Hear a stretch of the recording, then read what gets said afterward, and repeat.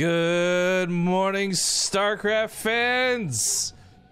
The overlay's a little bit janky because I had to mess with some things and I forgot to reset the tip counter, so I'll do that here in just a moment. But we are live with this week's Olimoleague.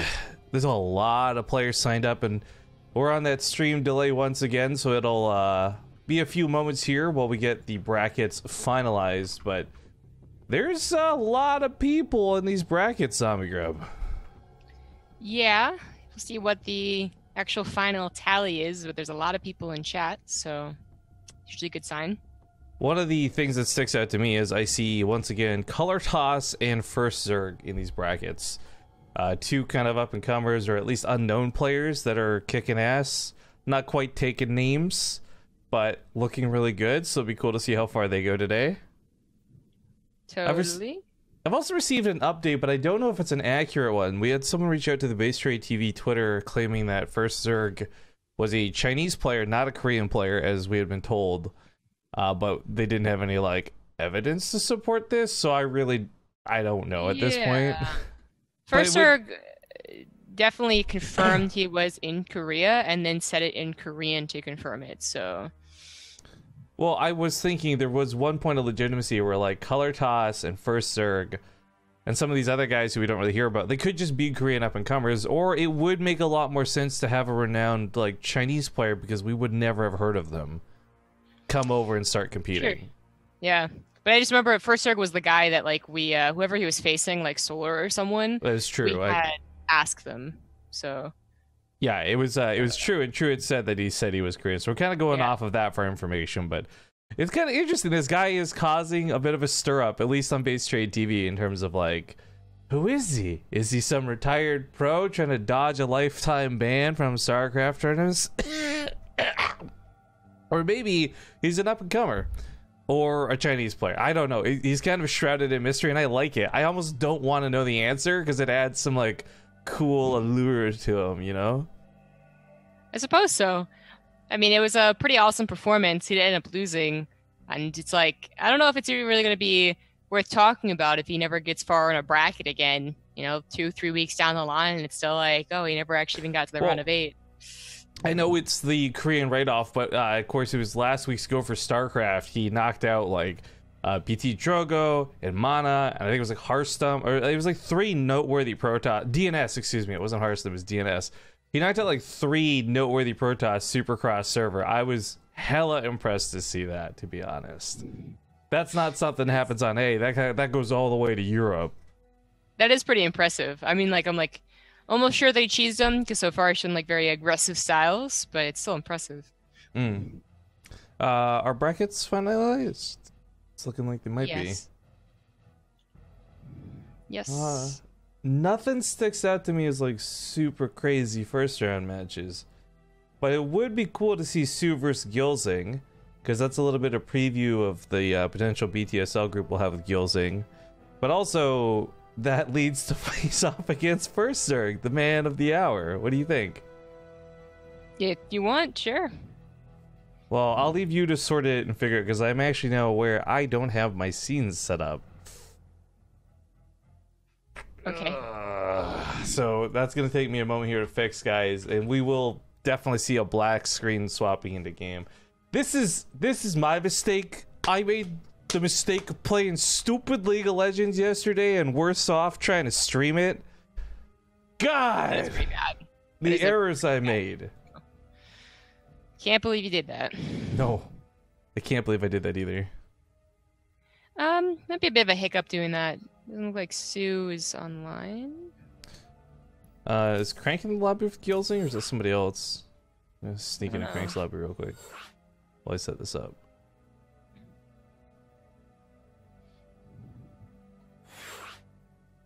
Crank's in the lobby for this anyway. Oh, there we go. So we chill here for a minute, I guess. That saves us some headache. But all right. Let me just preload the scene for a sec, guys. Pop that over so it gets rid of the black. Nice! I fixed it. All right. Woo. But yeah, I was playing League of Legends a little bit yesterday, just distracting myself from the normal whatever. I'm not getting into it, but I totally just started playing with the dumbest things, and I did not know you could achieve 11,000 health on a hero on League of Legends, but I did it, and it felt really stupid. I don't really know what that means. It's been literally years since I've played League of Legends. Well, I guess like in context, like 5,000 is a lot. So you're like breaking the limits of the game if you're pushing like 11k. Gotcha. I did the equivalent of playing StarCraft. They broke co-op mode. But all right, we're in the lobby for Eastwatch, folks. soO is online, so we're going to be doing soO versus Gilzean. This will be a ZvP for those unfamiliar with Gilzean. And Gilzean was one of the players who did qualify into the BTSL. So we'll see him for groups and things later, but this will be kind of a cool preview to see what that might look like later on. As our brackets are rife with Zergs and Protoss. Yeah. Whoa. Looks like Port's back. Port's back with a big shotgun to subs. We'll do these shoutouts in a second. Let's hop into game.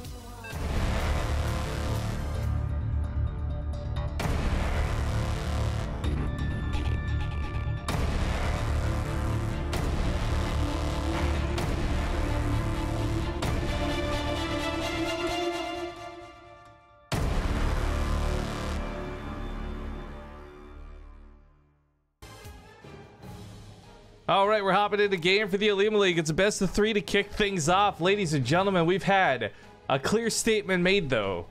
And no matter what order you read these 4 subscribers in, it still makes sense. But Port gifted a sub to please Blizzard, OP, Zerg, or Zerg, OP, Blizzard, please. Either way, thank you, Port. Good to see you again. Hope you're having a great morning, dude. We got some interesting things to kick off, though. I mentioned this guy we're going to be seeing in the BTSL, even though today we're in the Olimoleague. It's the blue Protoss, gyulzzing. In the bottom left, as the red Zerg, he is soO. For those who don't know about gyulzzing, I keep bringing this up. He is facing off against top, a Terran at the start of the group, but he will be guaranteed to fight either Leenock or Lucira, so it will be a ZvP that determines his life one way or the other in the BTSL coming up. I think it's this week even, 3 days from now. So it'll be really interesting to see how he fares here against soO, who is one of the top-rated Zergs in Korea. Yes, generally the top-rated Zerg. Even when Rogue is at his peak performance, soO is literally right behind them, like literally BlizzCon. And then usually just stays a little more consistent, too. So, it's just that he has a problem that he's never actually won a championship. And there's a problem that he doesn't necessarily do that well online, I suppose. But he's kind of like, I don't know, like 20% participation online stuff. So it's hard to compare him to like Gumiho or Alive, where you have a ton of stats of them playing online and winning X or Y tournament. Also, quick. Here today. Huh. Well, funny, you name them, but then you say the word stats referring to statistics, but Stats is here today. He's up in the bracket slightly above this one, actually. Yeah. But quick note, guys, because Master Tom's asking in the chat. He gave us a quick resub at the start of the stream for 15 months. Thank you kindly. Just so you guys are aware, Zombie Grub is the one in France, not Rifkin, who is sitting on the BaseTradeTV account. So if you've got wonderful questions about how's France, my answer is I don't know. I'm going to guess it's okay. Nobody's blown up today. Sometimes I still wonder if people like assume that I'm also seeing the at BaseTradeTV, because I think that was a lot of people's assumptions for a while. Like, both people on the channel must be able to be alerted when I at the channel name. Well, I think part of it too is people just assume it's one of us, but the thing is that's never really been. Like, BaseTradeTV is something that you've used to stream with before, but you're like always on your own account. You're never on the BaseTrade account. Yeah, there's been really no reason for me to log over onto the BaseTradeTV account since like 3 years ago. I think before they had like the partner settings so that you could actually do stuff on your own channel. But anyways, I think it's because I had to download Twitch alerts before it actually. Well, anyways, it was a whole thing. Well, I bring this up not to name and shame Master Tom. We love you kindly. Just want to make sure your messages go to the right people so you get answers and don't feel ignored. Yeah. We are seeing this out of like every Protoss to the point where it's like boring. You don't need to go Stargates anymore, yet everybody goes Stargates, man. Like it's the Phoenix, it's the Oracle, a little bit of both, and I don't know. I'm not finding it super dynamic, especially with the Overlord changes. I thought this really would have changed, to be honest. Like this would have been a low priority. I think it's really hard to just suddenly like not necessarily 180, but it's really hard for Protoss to suddenly be like, oh, the Stargate's not needed anymore. Well, then I guess I have these plethora of builds I've been practicing for the last 2 years. Oh, wait a second. Because, you know, they have depended on the Stargate for so long. And even before it was thought of a necessity, even before people were like, huh, maybe we should always go Stargate because Ling drops are a problem, it was still a good build. So this doesn't necessarily surprise me. I think we'll have to wait a few months, maybe even like up to a year, honestly, for people to really bring Twilight Council, Robos, like whatever openers into the fray. Well, on that note, we're seeing a lot of double Robos with the games we got to cast in the BTSL Korea Group A, and those were the games I was hoping to see a little bit more of today. I'm not complaining though, guys. It's just I think it's taken some time to adapt to the changes. I guess I just feel, well, one hand cleaning up Overlords in the sky is nice. On the other, getting Immortals pumped out real quick is way nicer. Yeah. Or even just the freedom to pull like a Zest and do the Archon harass without real repercussions. Yeah, the Archon harass I thought was going to be the first one to come back in. That is to say, the no Stargate, you know, Templar Archives Robo follow-up. Because people do Stargate into Archon drop. That's what Zest does, like 80% of the time. Only occasionally doing the Twilight Council first. But we see something along those lines here, which I feel is at least relevant to bring up. We do have a lot of gateways being thrown down first. The third base is being taken as well. Probe Council kind of low, and he's taken a fourth gas, but he's not actually saturated it. So I think it's like a little bit tricky is going on. And soO so far is just going Lings. He does have a Baneling nest, but I don't think he made any yet. So this might be able to do damage. Gilzing is coming with sentries in this Warp Prism, by the way. Now, he did finish up Charge, and this was a priority. I think he's going to send some Zealots northwards, and that's going to be a real sick distraction. While he actually lands in the main, throws down some force fields, and a couple Warpins could wreck soO, but soO does have at least a Spine Crawler on the way. At least. Okay, that does help, but the distraction of the Zealots, like, oh, this is what you're going to throw at me, and then suddenly, bam, sentries in the main. Actually, I don't know. Lings being let go might have been okay. But anyways, Spine Crawler in the main just looks kind of silly to have. It ends up being somewhat useful. A lot of energy on these sentries. He's really going to regret letting those Lings actually stay in this side of the base, because they're taking the Banelings. That could be a headache, but even then, trading like Banelings for a couple Zealots might not be too bad either. You're wasting your opponent's gas. That actually wasn't that bad. I thought he was going to go for the sentries, and he just popped off on the Zealots. Spine Crawler bought a little bit of time, but there's still more force fields. There's another one where this came from. If he wants to warp in, he ends up making Overlords to drop to the main to get back to his base. This will push Gilzing out. Gilzing's not going to get the layer snipe. He had dedicated so much to this attack, and it did not work. It sucks because he could have killed the drones. He could have killed queens. He could have killed, well, probably not the layers. Period. Well, yeah, but instead he just went for the lair. Kind of like took some time to do so. I think he could have been attacking the sentries as well and still had the force fields down, and that was not impressive. But it wasn't necessarily the biggest of all ins either. He does have a, you know, his gas is now set up and he has an immortal, but he delayed the Templar Archives. He doesn't have Storm, and soO is trying to get revenge right here, right now. Oh, he just misses the stasis trap too. That sucks. I gotta give some respect though. I really like the idea. Oh, there's the stasis trap.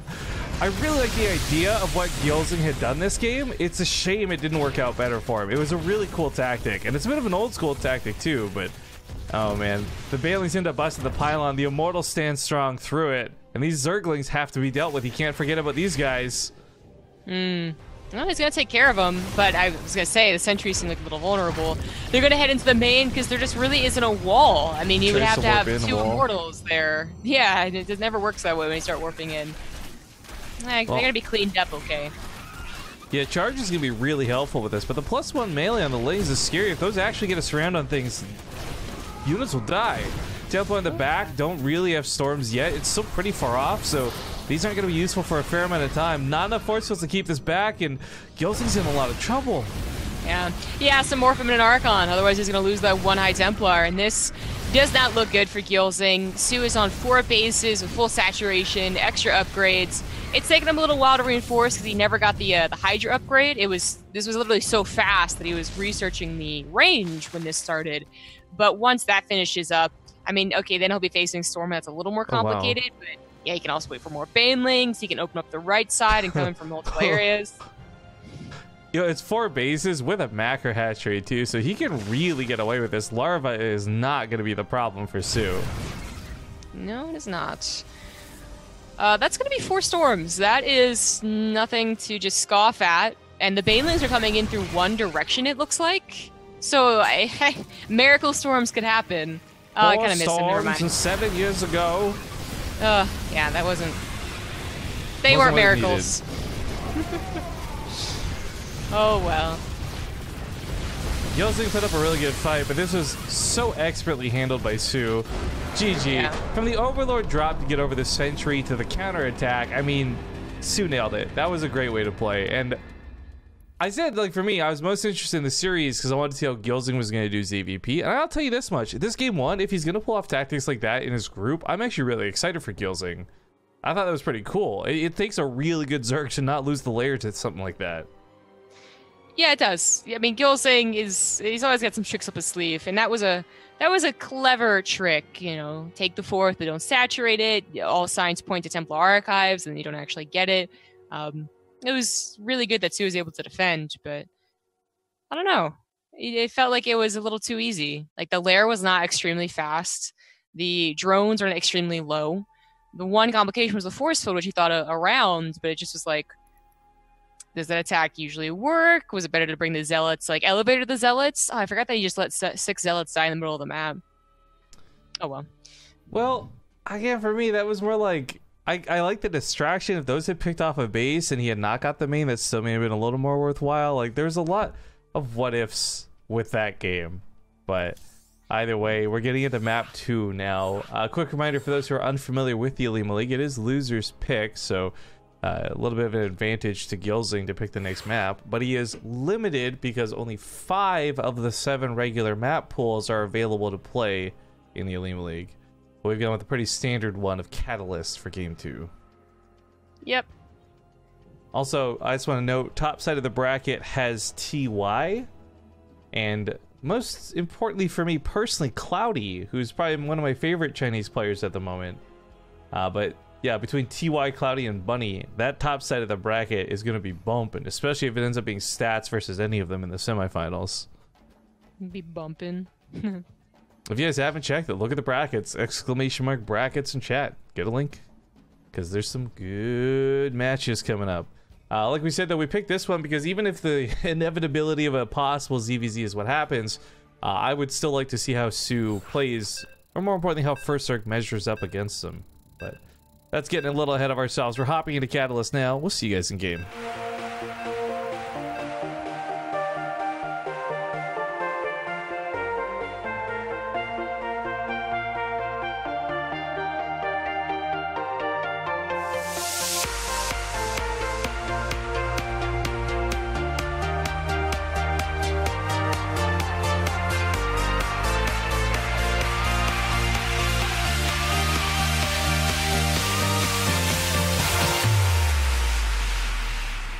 Hey folks, we're back, and sorry, things are a little bit hectic just getting the show going, but I would like to once again thank Port for those subs earlier, and quickly, happily report that for the first time between a broadcast, we didn't drop 90 subs. We're actually still at 923 with those 4 new ones, so standing strong after yesterday's cast. Woo! We'll see how long that lasts, though, right? I just jinxed it. Top left side of the map for game 2, we've got the red Zerg player, soO. In the bottom right, as the blue Protoss, it is Gyulzzing. Cirrus Mist in chat asks, BaseTradeTV, what do you think of France, Rifkin? I think that I see London, and I see France, and I'm only casted in my underpants. Oh, that's a good one. It's a good one. Actually, I do have something I really want to talk about. Oh my god, I can't not. So this is not game related, guys. Deal with it. I'll keep it quick. Have you heard of a show called Final Space? Nah, I saw you tweeting about it. Okay, so I remember seeing a promo for this a while back, and it looked silly and goofy and almost too kid. Like, I like Adventure Time, and I thought this show was gonna be too kiddie of a show for me, right? No. Oh my god, I binged the 6 current episodes that are out on Amazon Prime, guys.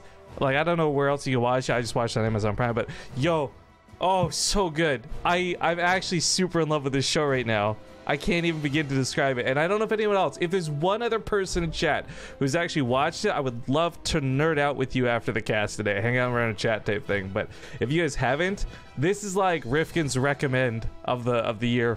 I'm gonna say it right now. I'm that much in love with the show. Wow, that is like, quite the recommendation considering that it's still March. Right?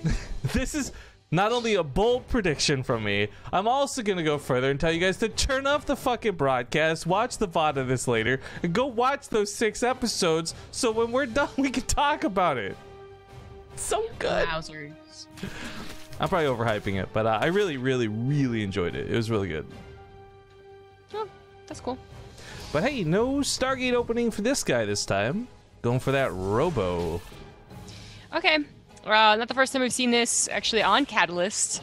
In fact, this is how I believe Hero is able to defend an all-in. So, but what does it mean? Does it mean he's expecting an all-in just because we've seen it 12 times now? Okay, he's not going to get that over. Go get it. Go get it. He's gonna it's get worth it. Yeah. The probe can't hold though, which is so okay. But it puts pylon down. That was nice. 25 minerals for the Overlord. I'd take it. So but the thing is here, soO is maybe gonna all in. Like we have the Roach Horn like literally right now. But he's not throwing on a 3rd base. I'm gonna bring it up, and it's gonna be a 2-base layer. So it's something weird, right? But I'm not sure that Gilzean does this because he thinks he has to be defensive. Like, oh, there's obviously gonna be roaches. I think he's just planning on pushing out once he has these number of sentries and a couple of immortals. I mean, I think as soon as a Protoss player gets a Stalker and really tries to find the Overlord, the Zerg player already has to be a little like, huh, well, what are you doing? Like, I know what I'm doing. What are you doing? Which now is going to be a little more difficult, I guess, for soO. He doesn't have 2 Overlords to send in, but he already has another one looking to maybe suicide into the main. Suicide, you say? No, I like this out of soO. I know we're kind of looking at Gyulzzing's build right now, but for soO, I'm like, yo, you're up 1 in the series. If you want to go for a big gross all-in impact style, I say do it. You've got the score to fall back on if it doesn't work out. And I don't know, even though there's immortals that are supposed to counter roaches, if you're up like 40 roaches to 2 immortals, those immortals are still going to lose that fight. Yeah, that's true. Plus, if soO really figures out what's going on, and I feel like this opener, this build has become more popular lately, he could just make Ravagers. And regardless of if Gilzean does push out or he takes an expansion, this Roach Ravager potential attack, already having Roach Speed, already having +1, that's going to, I think, provide more opportunities for the Zerg. But it was going to be an all-in. Okay, this is such a sick scout, though. I mean... Yeah. I think what this does for soO, it doesn't change what he's doing. Like, he's still going to go for the all, he's still going for roaches, right? We knew this was happening. But this now puts the emphasis on making a couple more Ravagers than maybe he otherwise would have, if any, because he might have gone with none. You see these sentries, you need something to break the force fields, and beyond that, immortals don't deal bonus damage to Ravagers. Put those bad boys on the front line. Yeah. I say Gilzean was going to only, he's going to stop. There's no stopping once we down this many gateways, but I think it was more like he was going to be surprised, or he was going to surprise soO with it, and now it's not going to be a surprise at all. I don't know if soO was really planning on using this build to be super aggressive. Maybe he's going to take a 3rd, but then he saw what was happening, and he's like, huh, I predicted it. Because this will give him Roach Speed and +1 by the time this attacks. This times out so perfectly, and he is going to have too many units. I don't see this working for Gilzean. No, funny enough, maybe if Gilzean was actually defending at home with the aid of some SimCity, extra warp-ins, a possible shield battery, we talk about the maybes, but the fact that he's bringing this fight across the map, oh, he's just leaving himself open to A, engagements on creep, B, surrounds with no SimCity to protect him, not to mention a spine crawler and queens that wouldn't normally be involved with the fights. Yeah, a couple transfuses too. That's going to be really important on some of these Ravagers probably. This is looking good for soO, but never underestimate, you know, force fields and immortals. There's also a ton of adepts he's gonna have to work around. They might cheat into his drone lines. I'm just gonna buffer here. I mean, the fight's pretty standard. The force fields are zoning out some of the roaches, and that's awesome. But that Warp Prism stays stationary in the front line, so the Corrosive Biles pick it up. The Queens don't. Without that Warp Prism, there's no reinforcements. Gilzean can't possibly win off of this. Oh, yeah, okay, trying to recall out of that. Why did he put his Warp Prism so close? That actually looked maybe a little bit doable if he had 7 more depths. Right, first off, I agree. That was something that I don't think you need to lose that fight. However, I think what happened there was he wanted to do some, like, fancy frontline micro and then decided to warp in and perhaps wasn't quite aware of where the Warp Prism was when he transformed it. That was just so bad. And he's actually supply block. No, it's contaminated. Excuse me. Do you see not 2 Warp Prisms on the production tab? No, I only see 1, but I see it contaminated and not building. Okay, it's definitely maybe a bug on the WCS overlay. Okay. There was literally it was literally 1 Warp Prism twice until the contamination went away. Anyway. WCS overlay. Esports ready. Yeah. Oh, this is a nice pick-off. This is one of the first things that he saw, of course, when he scouted the all-in. He knew he would be able to take it out. He's going to put the pylons down, but the gateways are actually dying. Yeah, there's no reason to do this. He might catch the units, and with 2 Immortals, I guess he could take this out, but it's not like exactly it would be a good trade, because these aren't charge lots. This is really scared of charge lots. They're regular lots. Just micro away from them. Lots? More like little zombie grub. There's not that many here. Well, the force fields are having to be used to help the Zealots even get connections. The Immortals are powering through, not being touched, and this ends up going, they said, okay, but it would have been a lot better if these would charge. I know this is probably a misclick, but I'm kind of hoping soO actually builds Swarm Host, and he did. He built more than 1, so he's got about 4 or so locked on the other side of the map. I love this. Swarm Hosts are so powerful, even in small amounts like this. This is something that can take out those sentries and fly over those force fields no problem. And he's up to about 6. I mean, this could even snipe off a Nexus if uncontested. It feels a little trolly, and maybe it is, but he wouldn't be the first guy as we see go for kind of a late 3rd Swarm Host play. It usually looks a little cheesy.